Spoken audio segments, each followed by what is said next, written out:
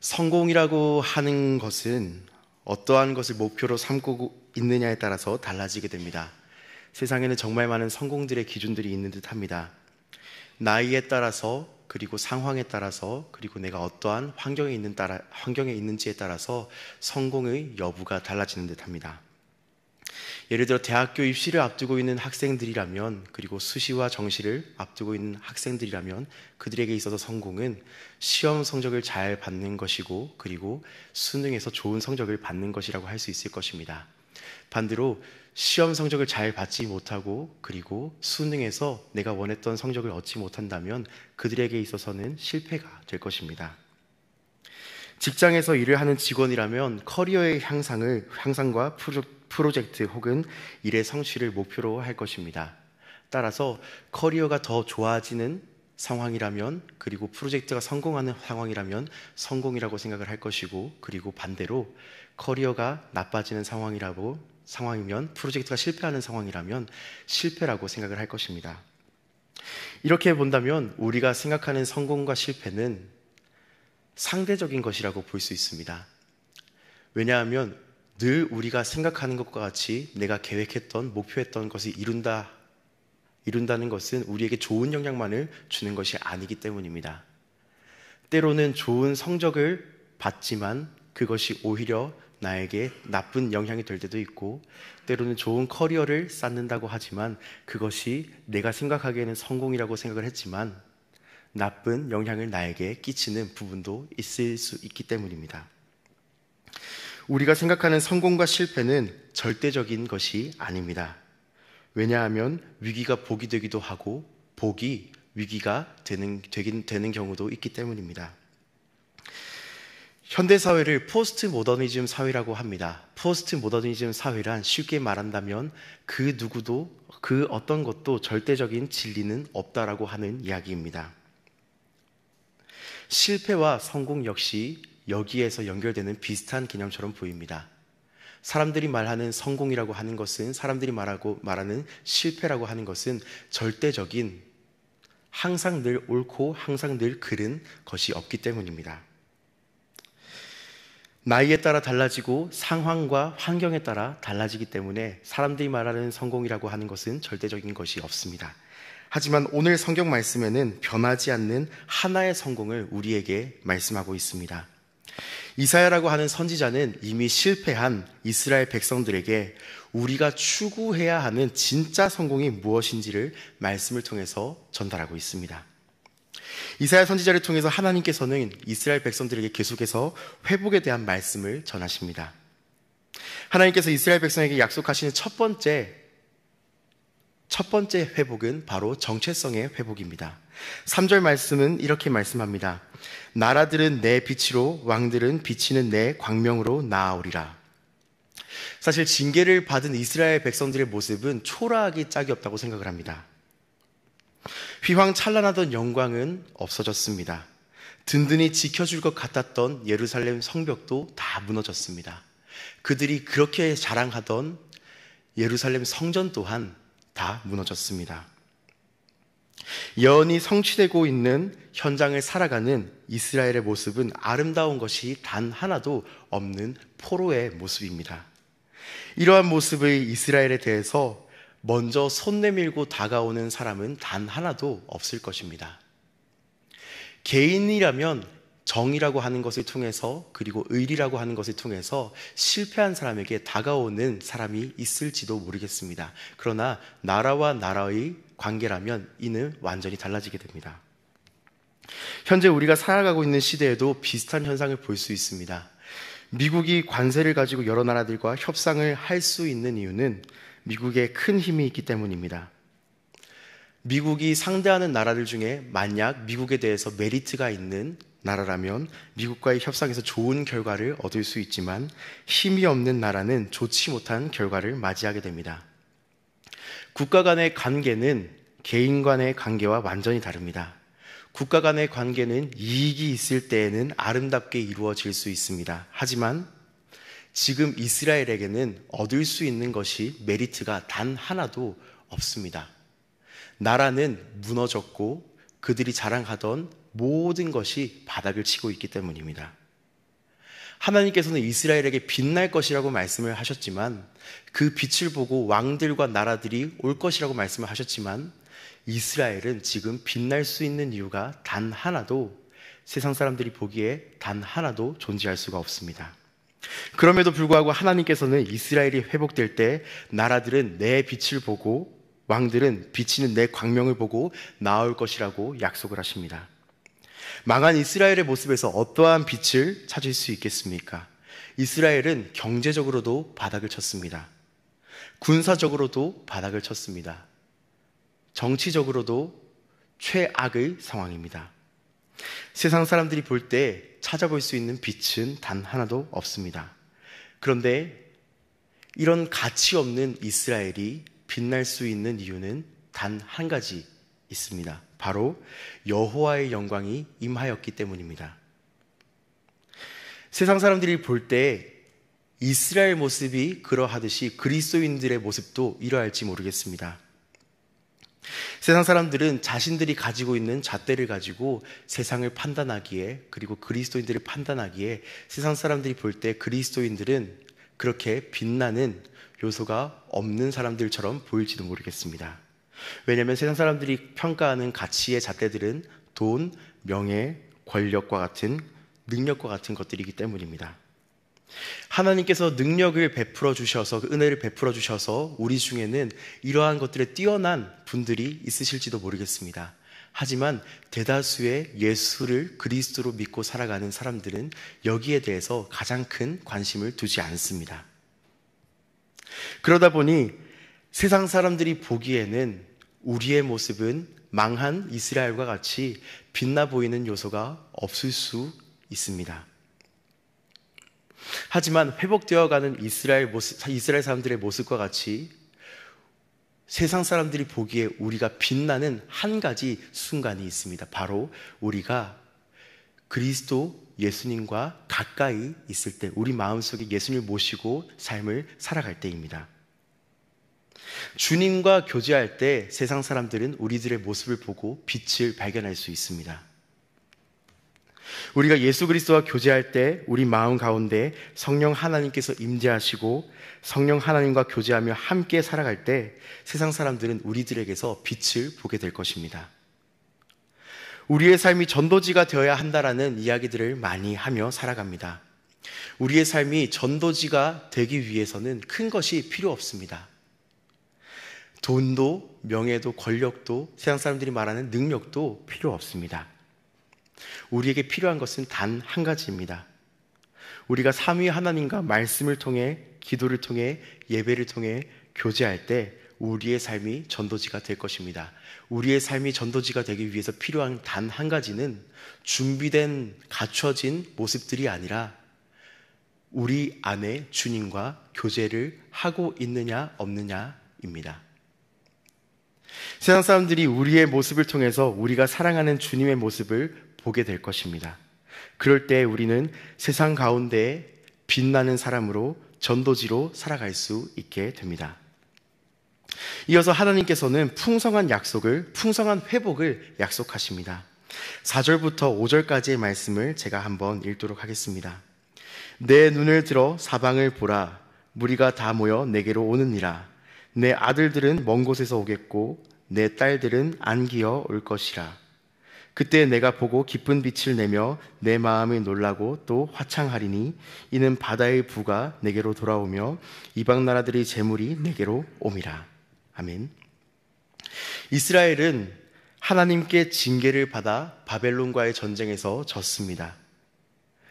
그에 따른 결과로 아름다웠던 성전도, 그리고 튼튼하게 지켜줄 수 있을 거라고 생각했던 성벽도 모두 무너졌습니다. 이스라엘 백성들이 가지고 있었던 모든 것이 다 약탈을 당했습니다. 결국 지금 이 예언의 말씀이 성취되는 상황에서 이스라엘 백성들의 모습은 흠모할 것이, 가진 것이 단 하나도 없는 포로로 끌려와서 열심히 일을 해야 하는 모습입니다. 빈손으로 돌아와서 포로의 상황으로 고난을 받고 있는 이스라엘 백성들에게 하나님께서 이렇게 말씀하십니다. 풍성하게 회복시키겠다. 포로로 잡혀갔던 아들들은 돌아올 것이고 딸들은 안겨서 돌아올 것이라고 이야기를 합니다. 딸들이 안겨서 돌아왔다라고 하는 말은 신부가 되어서 돌아올 것이다, 혹은 안전하게 호의를 받으며 돌아올 것이다 라고 하는 등 여러 가지 의미로 해석할 수 있습니다. 하지만 딸들에 대한 해석이 어찌 되었든 하나님께서 말씀하시는 바는, 약속하신 바는 이스라엘 백성에게 온전한 그리고 풍성한 회복을 주실 것이다 라고 약속을 하십니다. 빼앗겼던 모든 것이 회복될 것인데 이전보다 더욱 풍성하게 회복될 것이라고 말씀하십니다. 나라가 멸망하며 빼앗긴 것들이 회복될 것인데 그 회복되는 모양이 바다의 부가 돌아오는 모양이 될 것이며 이방 나라들의 모든 재물들이 내 소유가 될 것이라고 말씀을 하십니다. 과학기술이 많이 발전되었지만 여전히 우리에게 미스터리로 여전히 밝혀지지 않은 영역으로 남아있는 것은 바로 깊은 바다라고 합니다. 바닷물의 양이 얼마나 되는지, 어떻게 이것이 유지가 되는지 바닷속을 정확하게 알 수 있는 방법은 여전히 없다고 합니다. 바닷물보다 더 보기 쉬운, 우리가 접하기 쉬운 해변의 모래알이 얼마나 되는지 셀 수 있는 사람도 단 한 사람도 없습니다. 그런데 하나님께서 이스라엘 백성에게 약속하시는 회복은 온전할 뿐만 아니라 끝을 알 수 없는 풍성한 회복입니다. 하나님께서 주시는 복은 감히 사람이 다 예측하거나 측량할 수 없을 만큼 풍성한 회복을 말씀하십니다. 이러한 생각들을 할 때 나오는 결론은 바로 이것입니다. 하나님께서 주시고자 하는 복은 우리가 감히 상상하거나 예측할 수 없다라고 하는 결론입니다. 하나님께서는 우리에게 있어서 가장 풍성하고 아름다운 회복을 주시는 분이십니다. 왜 이렇게 확신할 수 있습니까? 하나님께서 주시는 복을 다 알 수 없다고 얘기를 하면서 어떻게 이러한 것들을 확신할 수 있습니까? 바로 하나님께서는 우리에게 가장 좋은 아버지가 되시고 하나님께서는 우리를 아주 끔찍히 사랑하는 분이 되신다라고 성경 말씀을 통해서 약속하기 때문입니다. 그런데 때로 우리는 그 손길을 다 알지 못하기 때문에 당장 눈앞에 보이는 해결만을 원하기도 합니다. 그리고 내가 원하는 대로 일이 풀리지 않을 때는 심지어 하나님을 원망하기도 합니다. 우리는 하나님의 스케일과 우리의 스케일이 다르다고 하는 점과 하나님께서 우리에게 베풀어 주시는 것이 가장 좋은 것이라고 하는 사실을 신뢰해야만 합니다. 마지막으로 하나님께서 이스라엘 백성에게 약속하시는 것은 최후 승리를 약속하십니다. 하나님께서는 6절로부터 9절의 말씀을 통해서 하나님의 통치 영역은 온 이스라엘을 벗어나 온 열방에 이른다라고 하는 것을 말씀하십니다. 하나님께서 이스라엘에게 보여주시는 회복은 한 나라의 회복을 넘어서서 온 열방까지 영향을 받는 회복이라는 것을 말씀하십니다. 고대 사회에서 나라 간의 싸움은 국력을 과시하는 국력의 싸움이라고 하는 것보다 그 상위의 의미가 있었습니다. 바로 신들의 싸움이라고 보았습니다. 싸움에서 이기면 강한 나라라는 인식과 동시에 자신들의 힘이 가장 세다라고 생각을 했었습니다.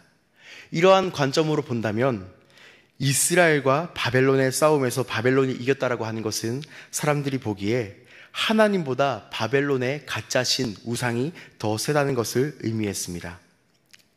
지금도 동일한 일들이 많이 벌어지고 있습니다.